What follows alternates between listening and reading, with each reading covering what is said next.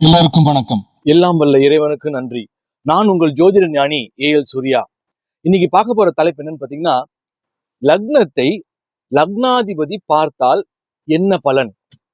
அதாவது பொதுவா ஜாதகத்துல பாத்தீங்கன்னா, தன் வீட்டை தானே ஒரு கிரகம் பார்க்குது அப்படின்னா சிறப்பு.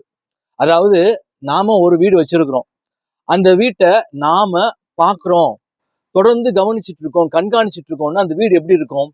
பலமா இருக்கும், பராமரிப்போட இருக்கும். அதுல தூசி அந்த மாதிரி எந்த விஷயம் ஒரு எப்படி சொல்றது, தங்குறதுக்கு ஒரு வசதியான ஒரு வீடா இருக்கும். அதாவது அதீதமான கவனத்தை அந்த வீடு பெற்றுவிடும். அது போலதான் ஜாதகத்துல பாத்தீங்கன்னா, தன்னுடைய லக்னாதிபதி, அதாவது உதாரணத்துக்கு கும்ப லக்னம் அப்படின்னு எடுத்துப்போமே. கும்ப லக்னம் எடுத்துக்கிட்டீங்கன்னா அவருக்கு லக்னாதிபதி யாரு பாத்தீங்கன்னா சனி பகவான். சனி பகவான் எங்க இருந்து பார்க்க முடியும் அப்படின்னா, அவருக்கு சனி பகவானுக்கு 3 பார்வை உண்டு. 3ஆம் பார்வை, 7ஆம் பார்வை, 10ஆம் பார்வை. இப்ப உதாரணத்துக்கு பாத்தீங்கன்னா மேஷத்துல இருந்து அவர் பாக்குறாரு, நீசமாகி பார்ப்பார். பொதுவா ஒரு ஜாதகத்துல அதிக கிரகங்கள் தன் வீட்டை தானே பார்க்குது அப்படின்னா என்னை பொறுத்த வரைக்கும் அது யோகமான ஜாதகம். அதாவது உதாரணமா பாத்தீங்கன்னா செவ்வாய் மற்றும் குரு சனி பாத்தீங்கன்னா அவங்களுக்கு தான் ஒரு பார்வைக்கு மேல 3 பார்வை உண்டு. இப்ப செவ்வாய்க்கு பாத்தீங்கன்னா 4ஆம் பார்வை, 7ஆம் பார்வை, 8ஆம் பார்வை. குரு பகவானுக்கு பாத்தீங்கன்னா 5ஆம் பார்வை, 7ஆம் பார்வை, 9ஆம் பார்வை. சனி பகவானுக்கு பாத்தீங்கன்னா 3ஆம் பார்வை, 7ஆம் பார்வை, 10ஆம் பார்வை. அப்போ ஒரு ஜாதகத்துல எப்படிப்பட்ட ஒரு ஜாதகமா இருக்கட்டும், அது அதாவது பாபர் பாக்குறாரு, சுபர் பாக்குறாரு, அதெல்லாம் முக்கியம் கிடையாது. ஏன்னா ஜாதகத்துல விதிகளும் உண்டு, விதி விலக்கும் உண்டு. அப்போ ஒரு ஜாதகத்துல அதிகமான கிரகம் தன் வீட்டை தானே பார்க்கிறது என்றால் அது யோகமான ஜாதகம். லக்னத்தில் லக்னாதிபதியின் பார்வையை பெற்ற கிரகம் அதனுடைய வேலையை சரியாக செய்யும். அப்போ முதல்ல 12 லக்னத்துக்கும் பார்ப்போம். முதல்ல மேஷ லக்னம். மேஷ லக்னத்துக்கு யாரு லக்னாதிபதியா வரான்னு பாத்தீங்கன்னா செவ்வாய் பகவான் வராரு. அப்போ மகரத்துல பாத்தீங்கன்னா செவ்வாய் உச்சம் அடையிறது. உச்சம் அடைஞ்சு 4ஆம் பார்வையாக மேஷத்தை பார்க்கிறது. செவ்வாய் பகவான் பார்க்கிறாரு, தன்னுடைய வீட்டை தானே பார்க்கிறார் அப்படின்னு வச்சுப்போமே. அது சிறப்பான்னு கேட்டீங்கன்னா சிறப்பு. ஏன்னா உச்ச செவ்வாய் தன்னுடைய வீட்டை தானே பார்க்கிறது. என்னை பொறுத்த வரைக்கும் செவ்வாயும் பாவர் தான், சனி பகவானும் பாவர் தான். ரெண்டுமே பாவர்கள் தான். ஆனா கம்பேரிங் டு சனி பகவான், செவ்வாய் ஓரளவுக்கு ஒரு 100% அப்படின்னா சனி பகவான் 100% பாவர் அப்படின்னா 80% பாவர் அப்படின்னு நம்ம செவ்வாய் எடுத்துக்கலாம். அப்ப மகரத்துல இருந்து மேஷத்தை பார்த்தது, தன் வீட்டை தானே பார்க்கிறதுனா சிறப்பு. அடுத்து எங்க இருந்து பார்க்க முடியும்? துலாம்ல இருந்து பார்க்க முடியும். துலாம்ல இருந்து பாத்தீங்கன்னா சமசப்த பார்வையாக மேஷத்தை தன் வீட்டை தானே பார்க்கும். அப்போ அது விசேஷமா அப்படின்னு கேட்டீங்கன்னா, பொதுவா செவ்வாயும் சுக்கிரனும் இணைவு பாத்தீங்கன்னா பிருகுமங்கள யோகம்னு சொல்லுவோம் ஜாதகத்துல. அப்போ சுக்கிரனோட வீட்டுல செவ்வாய் அமர்ந்து அங்கிருந்து பார்ப்பதும் விசேஷமான 2ஆம் நிலை விசேஷம்னு சொல்லலாம். அடுத்து கண்ணிலிருந்து பார்க்கிறாரு, 8ஆம் பார்வையாக மேஷத்தை பார்க்கிறாருன்னு வச்சுப்போமே. அப்போ சிறப்பான்னு கேட்டீங்கன்னா, இது மேஷ லக்னத்துக்கு பாத்தீங்கன்னா 6ஆம் இடம் மறைவு. கண்ணில அவருக்கு ஆகாத வீடு, புதனுக்கும் செவ்வாய்க்கும் ஆகாத வீட்டுல உட்கார்ந்து 8ஆம் பார்வையாக பார்க்கிறார் அப்படின்னா மறைஞ்சு பார்க்கிறாரு அப்படின்ற பட்சத்துல அது அந்த பார்வை ஒரு சிறப்பான பார்வையா இருக்காது. என்னை பொறுத்த வரைக்கும் செவ்வாய் முரட்டு கிரகம், அதாவது முரடன்னு சொல்லலாம், வீரியமான கிரகம்னு சொல்லலாம். அப்போ ஒரு லக்னத்தை செவ்வாய் என்கிற லக்னாதிபதி பார்க்கிறாரு அப்படின்ற பட்சத்துல அது பாத்தீங்கன்னா கேரக்டர் வைஸ் அவங்க பயங்கரமா அவங்களுக்கு கோபம் வரும், வீரியமா இருப்பாங்க. அதே மாதிரி இளமையாக இருப்பார்கள், இரத்தக்காரகன் செவ்வாய், அதனால துடிப்பு மிக்கவர்களாக இருப்பார்கள். ஆனா வேகம் அதிகமா இருக்கும். அதே மாதிரி அவர்களுக்கு பழி தீர்க்கக்கூடியவர்கள். செவ்வாய் யாருக்கு லக்னத்தை பார்க்கிறதோ, அதுவும் சரி சனியுடன் இணைந்தோ ராகுவுடன் இணைந்து செவ்வாய் தன் வீட்டை தானே பார்க்கிறது அப்படின்னா பயங்கர எப்படி சொல்றது, முரட்டு சுபாவம் உடையவர்களாக இருப்பார்கள். அது ஆணாக இருந்தாலும் சரி, பெண்ணாக இருந்தாலும் அது இரு பாலினருக்கும் பொருந்தும். அடுத்து ரிஷப லக்னம் பார்க்கலாம். ரிஷப லக்னத்துல பாத்தீங்கன்னா சுக்கிரன் தான் அந்த வீட்டுக்கு அதிபதி. அப்போ சுக்கிரனுக்கு ஒரே பார்வை தான் உண்டு, 7ஆம் பார்வை, சமசப்த பார்வை மட்டும்தான் உண்டு. அப்ப எங்கேருந்து அவர் பார்க்கலாம் அப்படின்னு கேட்டீங்கன்னா அவர் விருச்சிகத்துல இருந்து பார்க்கலாம். அதே வேளையில விருச்சிக வீடு வந்து சுக்கிர பகவானுக்கு அதிக நட்பு கிடையாது, சமமான வீடுன்னு எடுத்துக்கலாம்.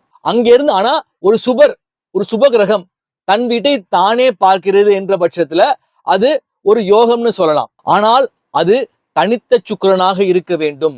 ஜாதகத்துல ரூல்ஸ் பாத்தீங்கன்னா பொதுவாகவே 7ஆம் இடம் என்பது களத்திர ஸ்தானத்தை குறிக்கக்கூடியது, பார்ட்னர்ஷிப் மக்கள் தொடர்பை குறிக்கக்கூடியது.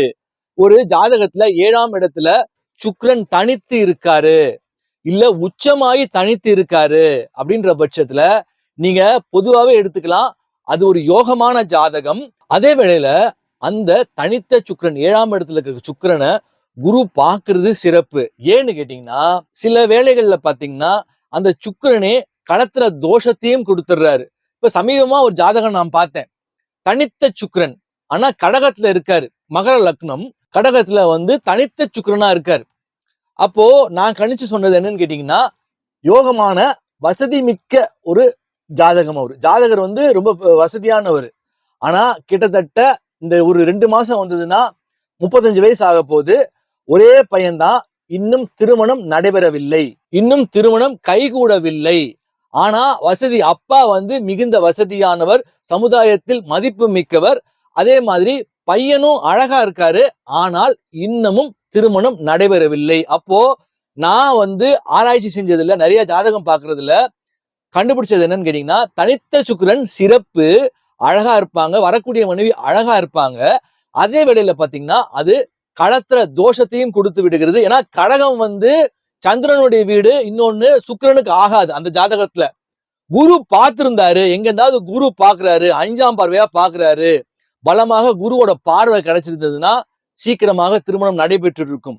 அப்போ தனித்த சுக்கிரன் எந்த குரு பார்வையும் வாங்காத போது அது வந்து களத்திர தோஷத்தை கொடுத்து விடுகிறது என்பது என்னுடைய ஆராய்ச்சியில் நான் கண்டுபிடித்தது.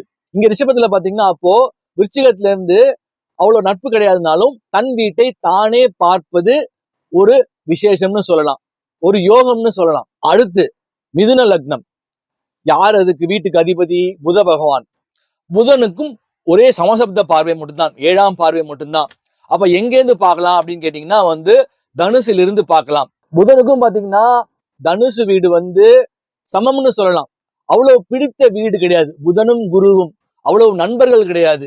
அப்போ அங்கேருந்து பாக்குறாரு அப்படின்ற பட்சத்துல தன் வீட்டை தானே பார்ப்பது விசேஷம், புதன் தன் வீட்டை தானே பார்ப்பது சிறப்பு. அடுத்து பாத்தீங்கன்னா கடக லக்னம். சந்திரன் தான் அந்த வீட்டுக்கு அதிபதி. அப்ப எங்கேருந்து பார்க்க முடியும் அப்படின்னு பாத்தீங்கன்னா மகரத்திலிருந்து பார்க்க முடியும். மகரத்திலிருந்து சமசப்த பார்வையாக தன் வீட்டை தானே பார்ப்பார். தன் வீட்டை சந்திர பகவான் தானே பார்ப்பது சிறப்பு. மற்றொரு விசேஷம் என்னன்னு பாத்தீங்கன்னா 3 நட்சத்திரம் வரும் மகரத்துல வந்து பாத்தீங்கன்னா உத்திராடம், திருவோணம், அவிட்டம். உத்திராடம் வந்து சூரிய பகவானோட நட்சத்திரம், திருவோணம் பாத்தீங்கன்னா சந்திரனோட நட்சத்திரம், அவிட்டம் பாத்தீங்கன்னா செவ்வாயோட நட்சத்திரம். மூன்றுமே சந்திரனுக்கு உகந்த நட்சத்திரம். மேலும் அவர் வளர்பிறை சந்திரனாகி சமசப்த பார்வையாக தன் லக்னத்தை தானே பார்த்தார் என்றால் மிக மிக சிறப்பு. ஏன்னா லக்னம் வந்து ஒளி பெறும். அடுத்து பாத்தீங்கன்னா சிம்ம லக்னம். சிம்ம லக்னத்துக்கு அதிபதி யாரு பாத்தீங்கன்னா சூரியன். அப்போ சூரியனுக்கும் ஒரே பார்வை தான் உண்டு, சமசப்த பார்வையாக 7ஆம் பார்வை. எங்கேருந்து பார்க்க முடியும்னு கேட்டீங்கன்னா கும்பத்திலிருந்து பார்க்க முடியும். கும்பம் வந்து சனி பகவானோட வீடு. சூரியனும் சனியும் ஜென்ம பகை, ஆகவே ஆகாது. அப்போ சூரியன் அங்க அமர்ந்தபடி பார்க்கிறார் அப்படின்னா சூரியன் மிகுந்த எரிச்சல் அடைவார். அதே வேளையில அந்த சூரியன் வந்து செவ்வாயினுடைய நட்சத்திர கால் வாங்கியோ இல்ல குருவினுடைய நட்சத்திர கால் வாங்கியோ, செவ்வாயோட நட்சத்திரம் பாத்தீங்கன்னா அவிட்டம், குருவினுடைய நட்சத்திர கால் பாத்தீங்கன்னா பூரட்டாதியில அமர்ந்து பார்த்தார் என்றால் ஓரளவு பரவாயில்லைன்னு சொல்லலாம். என்னதான் தன் வீட்டை தானே பார்க்கிறாருனாலும் மிகுந்த சூரியன் எரிச்சல் அடைவார். உதாரணமா மனுஷங்களே எடுத்துக்கோங்க. இப்போ உங்களுக்கு பிடித்த நண்பர்கள் வீட்டுல நீங்க இருக்கீங்க அப்படின்னா உங்க மனோநிலை எப்படி இருக்கும்? உங்களுக்கு ஆகவே ஆகாது, ஜென்ம பகை. அவர் வீட்டுக்கு நீங்க போகவே யோசிப்பீங்க. அப்போ அவர் வீட்டுல உட்கார்ந்து நீங்க வந்து பாக்குறீங்க அப்படின்னா எப்படி இருக்கும்? கர்ண கொடூரமா இருக்கும். அதுல கொஞ்சம் பரவாயில்ல அப்படின்னா, அதாவது அவருக்கு நண்பராகிய குருவும் செவ்வாயும் நண்பர். அப்போ அவங்களோட நட்சத்திர கால் வாங்கி அவங்க சப்போர்ட்ல இருந்து பாக்குறீங்க அப்படின்னா ஓரளவுக்கு அந்த பார்வை பலனுள்ள பார்வையாக இருக்கும். அதே வேளையில சமசப்த பார்வையாக சிம்மத்தில் சந்திரன் அமர்ந்து சூரியனை பார்த்தார் என்றால் ஓரளவுக்கு அவர் பார்க்கும் பார்வை சிறப்பாக இருக்கும். அடுத்தது கன்னி லக்னம். கன்னி லக்னத்தோட வீடு யாரோட வீடு? புத பகவானோட வீடு. அப்போ சமசப்த பார்வை மட்டும்தான் அவருக்கு. அப்ப எங்கேருந்து பார்க்க முடியும் அப்படின்னு பாத்தீங்கன்னா, மீனத்திலிருந்து புதன் நீசமாகி தான் பார்க்க முடியும். அப்போ நீசமாகி பார்க்கக்கூடிய பார்வை அவ்வளவு சிறப்பு கிடையாது. ஆனா அதே வேளையில சுக்கிரன் அங்க மீனத்துல உச்சமாவார். அப்போ சுக்கிரன் இணைவு இருந்து அவர் உச்சமாகி புதன் நீசமாகி இருக்கிற பட்சத்துல அது நீசபங்க ராஜயோகமாக செயல்படும். அப்படிப்பட்ட பார்வை சிறப்பான பார்வையாக அந்த லக்னத்திற்கு பார்த்தது அப்படின்னா அது சிறப்பான பார்வைன்னு எடுத்துக்கலாம். அதே வேளையில அந்த புத பகவான் உத்திரட்டாதி நட்சத்திரம் கால் வாங்கியிருக்கு. ஏன்னா அது சனி பகவானுடைய நட்சத்திரம். மற்றும் ரேவதி நட்சத்திரம் சுயசாரம் வாங்கி பார்ப்பது, தன் வீட்டை தானே பார்ப்பது சிறப்பாக இருக்கும். ஆனால் புதன் மட்டும் நீசமாகி பூரட்டாதி நட்சத்திரத்தோட கால் வாங்கி பார்க்கிறாரு அப்படின்னா அது சிறப்பான பார்வையாக இருக்காது. எப்படின்னா அது பார்க்கிறாரு அவ்வளவுதான், விசேஷம்னு சொல்ல முடியாது. அடுத்து துலாம் லக்னம். துலாம் லக்னத்துக்கு அந்த வீட்டுக்கு அதிபதி யாருன்னு பார்த்தா சுக்கிர பகவான். அப்போ அவருக்கு சமசப்த பார்வை 7ஆம் பார்வை மட்டும்தான். எங்கேருந்து பார்க்க முடியும்னு கேட்டீங்கன்னா மேஷத்துல இருந்து பார்க்க முடியும். அப்போ மேஷத்துல சுக்கிரன் அமர்ந்து பார்க்கிறாரு அப்படின்ற பட்சத்துல மேஷம் சுக்கிரனுக்கு ஆகாத பாபருடைய வீடு. ஆனால் சுக்கிரன் என்பவர் ஒரு சுபகிரகம். அப்போ சுபகிரகம் தன் வீட்டை தானே பார்ப்பது என்பது சிறப்பாக இருக்கும். அடுத்து பாத்தீங்கன்னா விருச்சிக லக்னம். விருச்சிக லக்னத்துக்கு அந்த வீட்டுக்கு அதிபதி யாருன்னா செவ்வாய் பகவான். அப்போ 3 பார்வை இருக்கிறது. இப்போ உதாரணத்துக்கு சிம்மத்தில் செவ்வாய் இருக்கிறார் அப்படின்னா அங்கு அமர்ந்து அவர் பார்ப்பது திக்பலம்.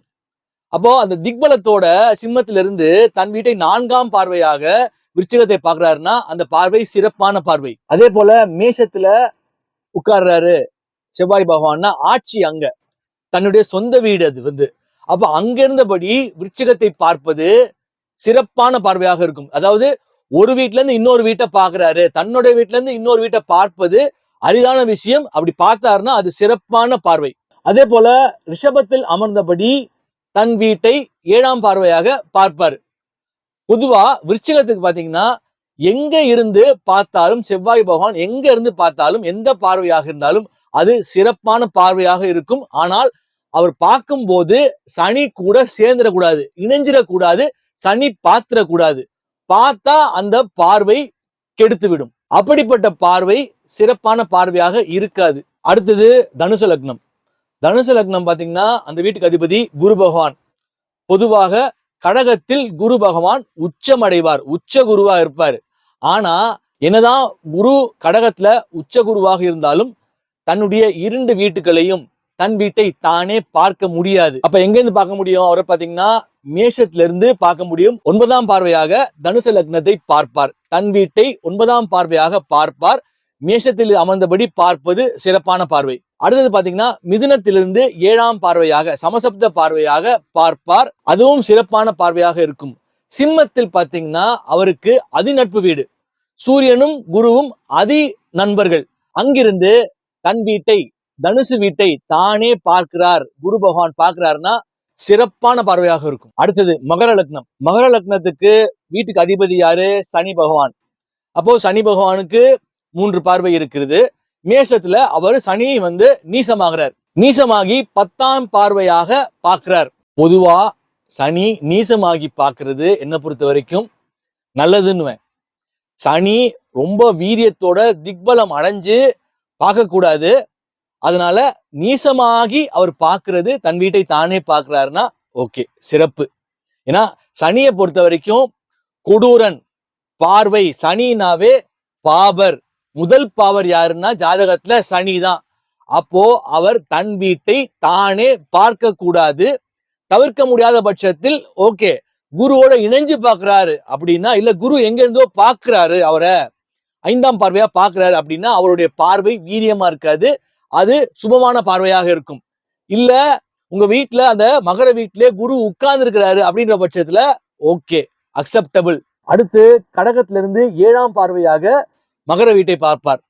அங்க 7ஆம் பார்வையா பார்க்கும்போது திக்பலம் அடைஞ்சு பார்ப்பார். பலம் அடைஞ்சு பார்க்கிறாருன்ற பட்சத்துல இப்பதான் சொன்னேன், அதாவது யார் இணைவு இருக்கு, அதாவது குரு இணைவு இருக்கா இல்ல சுக்கிரன் பார்க்கிறாரா அப்படின்னு பார்த்தோம். அப்படின்ற பட்சத்துல ஓரளவுக்கு ஓகேன்னு எடுத்துக்கலாம். அடுத்தது விருச்சிகத்துல இருந்து 3ஆம் பார்வையாக மகரத்தை பார்க்க முடியும். என்னதான் இருந்தாலும் சனிதான். தன் வீட்டை யாருமே இல்லாம 3ஆம் பார்வையா பாக்குறாரு அப்படின்ற பட்சத்துல சனி என்ன பண்ணுவாரு? தன்னுடைய காரகத்தை செயல்படுத்துவார், தன்னுடைய ஆதிபத்தியத்தை செயல்படுத்துவார்.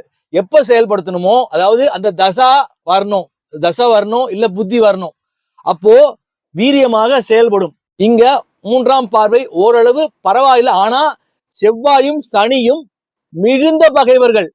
செவ்வாய்க்கும் சனிக்கும் ஆகவே ஆகாது. அந்த வீட்டுல உட்கார்ந்து பார்க்க கூடாது. பார்ப்பது என்னை பொறுத்த வரைக்கும் அவ்வளவு சிறப்பு தராது. சொல்லிட்டேன், குரு பார்க்கணும், எங்க இருந்தாவது குரு பார்த்துடணும். பார்த்துட்டாரு அப்படின்ற பட்சத்துல அது விதி விலக்கு. அடுத்தது கும்ப லக்னம். கும்ப லக்னத்தோட வீட்டுக்கு அதிபதி சனி பகவான். அப்போ எங்க இருந்து முதல்ல ரிஷபத்துல இருந்து பாக்குறாருன்னு வச்சுப்போம். ரிஷபம் அவருக்கு அதிநட்பான வீடு. சனியும் சுக்கிரனும் அதி நண்பர்கள். அப்போ அங்கேருந்து பாக்குறாரு அப்படின்ற பட்சத்துல அது சிறப்பான பார்வையாக இருக்கும். அதே வேளையில் அவர் சிம்மத்தில் அமர்ந்து பார்க்கிறார் அப்படின்னா அங்க திக்பலம் பெறுவார். 7ஆம் பார்வையாக திக்பலம் பெறுவார். அதே வேளையில் மிகுந்த எரிச்சல் அடைவார். ஏன்னா நான் சொன்னபடி அது சூரியனுடைய ஆட்சி வீடு, சூரியன் வீடு. சூரியன் சனி தந்தை மகன் ஆகவே ஆகாது. நீங்க பொதுவாவே ஒரு ஜாதகத்துல பாருங்க, சூரியன் சனி இணைவு இருந்ததுன்னா அப்படிப்பட்ட பட்சத்துல ஒண்ணு தந்தை இருக்க மாட்டார், மறைஞ்சிருவார், அதாவது அவர் இறந்து போயிருக்கலாம். இல்லை என்றால் அப்பாவுக்கும் பிள்ளைக்கும் பிடிச்சிக்காது, ஆகவே ஆகாது. அதே சமயத்துல விதிவிலக்கு, குரு பார்த்துட்டாரு 5ஆம் பார்வையாக தனித்த குருவா இருக்கணும், அவரோட கெட்டு போக கூடாது.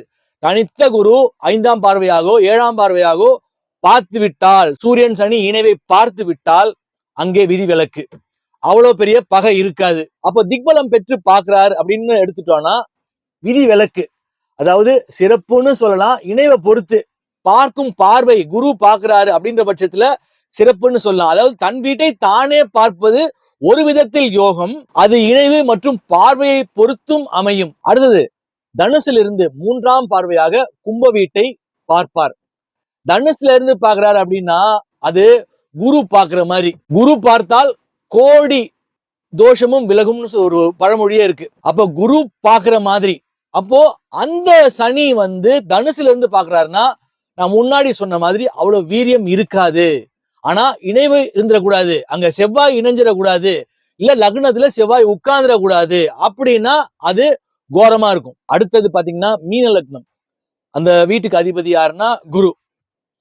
சரி, 3 பார்வை. முதல் பார்வை பார்த்துருவோம். கடகத்திலிருந்து பார்க்கிறார், சூப்பர். ஏன்னா உச்ச குரு 10ஆம் பார்வையாக பார்க்கிறார். எப்பேற்பட்ட தோஷம் எங்க மீனத்துல யார் இருக்கா, எல்லாம் சாப்டர் காலி, சுபமா இருக்கும்.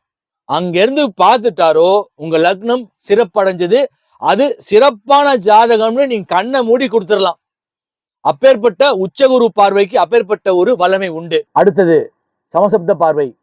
கண்ணியிலிருந்து பார்க்கிறார். குரு பகவான் பகை வீட்டில் அமர்ந்து பார்க்கிறார். அவ்வளவு சிறப்பு கிடையாது, ஆனா தன் வீட்டை தானே பார்க்கிறார். முன்னாடி சொன்ன மாதிரி இருக்காது, அது ஏ கிளாஸ் டாப். உச்ச குருவோட பார்வை சம. இங்க பிடிக்காத வீட்டுல இருந்து பார்க்கிறாரு, சமசப்த பார்வையாக பார்க்கிறார். அப்படின்ற பட்சத்துல டிக் போடலாம், ஓகே, பாஸ் மார்க். மத்தியமமான பலனையே தரும்னு சொல்லலாம். அடுத்தது விருச்சிகத்திலிருந்து பார்க்கிறார். விருச்சிகம் பாத்தீங்கன்னா அவருக்கு அதிநட்பு வீடு. 5ஆம் பார்வையா பார்க்கிறாரு, அதிநட்பு வீட்டுல இருந்து பார்க்கிறாரு. அப்படின்ற பட்சத்துல சிறப்பா இருக்கும். தன் வீட்டை அங்கிருந்து விருச்சிகத்துல இருந்து பார்க்கிறாரு அப்படின்னா மங்களமான யோகம்னு சொல்லலாம். அந்த ஜாதகம் யோகமான ஜாதகம் கூட சொல்லலாம். ஆனா எப்படி பார்த்தாலும் ஒரு ஜாதகத்தில் தன் வீட்டை ஒரு 3 கிரகம் தன் வீட்டை தானே பார்க்குது. அதாவது சொல்லிட்டேன் முன்னாடியே, உங்க வீட நீங்களே பாத்துக்கிற மாதிரி. அப்போ பாத்தீங்கன்னா என்ன ஆகும்? பலம் பெறும், அந்த வீடு பலம் பெறும், பராமரிப்புடன் இருக்கும், நன்மை பயக்கும். அப்படிப்பட்ட பட்சத்துல ஒரு 3 கிரகம் பாக்குதுன்னா அது ஒரு யோகமான ஜாதகம்னு எடுத்துக்கலாம். விதிகளும் உண்டு, விதி விலக்கும் உண்டு. சோ இது போல தொடர்ந்து பேசுவோம். இந்த வீடியோ பிடிச்சிருந்தா லைக் பண்ணுங்க, ஷேர் பண்ணுங்க, கமெண்ட் பண்ணுங்க. சப்ஸ்கிரைப் பண்ணாதீங்க, சப்ஸ்கிரைப் பண்ணிக்கோங்க. அப்பதான் தொடர்ச்சியா போடக்கூடிய எல்லா வீடியோஸும் வரும். அடுத்த வீடியோவில் சந்திப்போம். நன்றி, வணக்கம்.